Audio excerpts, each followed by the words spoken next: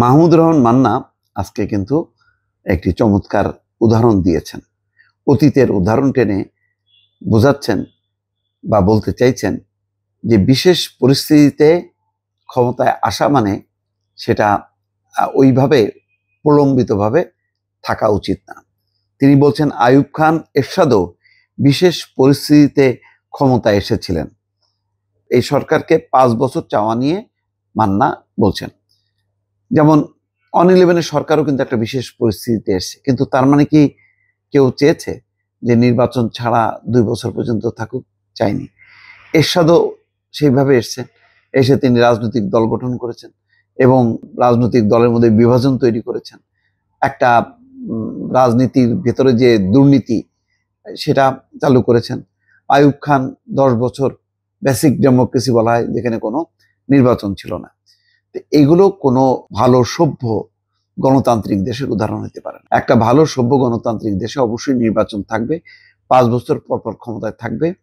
নির্বাচনের মধ্য দিয়ে জনগণ যাদেরকে ভোট দেবে তারাই ক্ষমতায় থাকবে, এটাই নিয়ম। তো যাই হোক, দেখি মাহমুদুর রহমান মান্না কি বলছেন।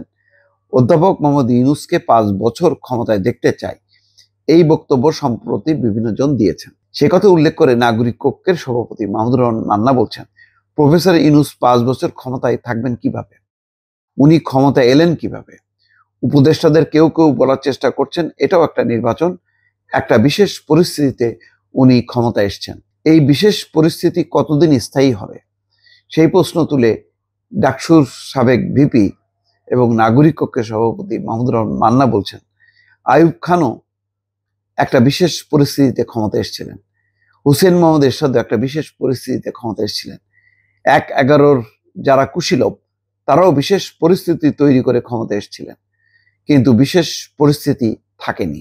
এ প্রসঙ্গে মাহমুদুর রহমান মান্না বলছেন, আজকে যে পরিস্থিতিকে বিশেষ মনে হচ্ছে 3 মাস পর সেই পরিস্থিতি বদলে যাবে। তখন বাংলাদেশের একমাত্র নোবেল প্রাইজ বিজয়ী যদি সারা দেশের মানুষের কাছে সমালোচিত হন, সেটা কি দেশের জন্য কল্যাণকর হবে? এটা তো সত্য। এখন আমরা খুব বাকবাকুম করতেছি হঠাৎ করে, কিন্তু যদি কোনো ক্রাইসিস তৈরি হয় তখন তো ইউনূস সরকারের গদি ছাড়ো স্লোগান হবে, ঘেরাও হবে, বিক্ষোভ হবে। তো সেটা কি একটা নোবেল লরিয়েটের জন্য খুব ভালো জিনিস হলো?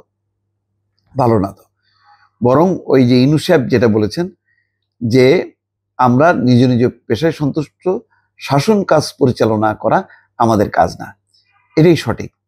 ভাষা নিয়ে অনুসারী পরিষদ আয়োজিত এই সভায় নাগরিক ঐক্যের সভাপতি মান্না এসব প্রশ্ন তোলেন। তিনি বলেন, আমি প্রশ্ন করছি, প্রফেসর ইউনূস নিজে 5 বছর ক্ষমতায় থাকতে চান? উনি কি বলেছেন? গতকাল ঐক্যমত্য কমিশনকে ডেকে বলেছেন, যত তাড়াতাড়ি পারো সংস্কার করে ফেলো, আমি জুনের মধ্যে নির্বাচন করে ফেলতে চাই। এটাই তো।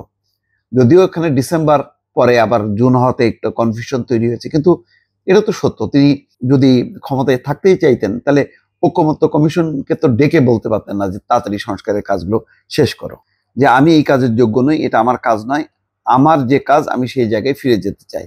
আমি জানি না কারা এই বিশদ লেখালেখি করছেন, তারা এত বেশি করে কথা বলছেন, মানুষের কানে দেওয়ার চেষ্টা করছেন যে ভোটের দরকার নেই, ডক্টর ইউনূসকে আরো 5 বছর ক্ষমতায় চাই।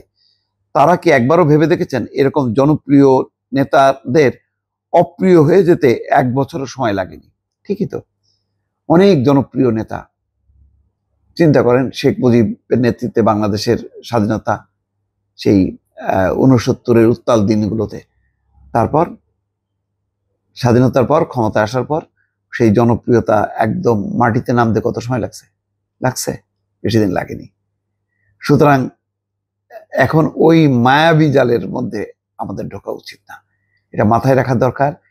নির্বাচনের বিকল্প নির্বাচন, এবং নির্বাচন একটা গণতান্ত্রিক দেশের অহংকার অলংকার, এটা মাথায় রাখা উচিত সবার।